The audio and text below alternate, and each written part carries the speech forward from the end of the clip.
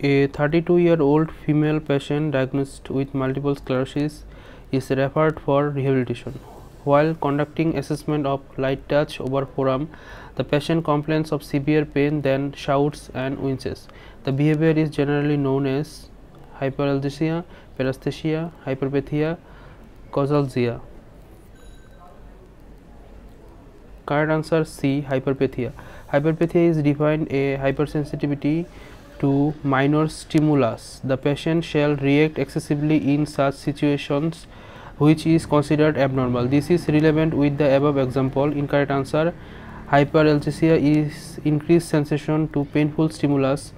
In the above example, light touch is being assessed. Paresthesia is abnormal pins and needle sensation, tingling or numbness without an apparent cause. Causalgia is burning sensation which is painful. It will be seen along the nerve course.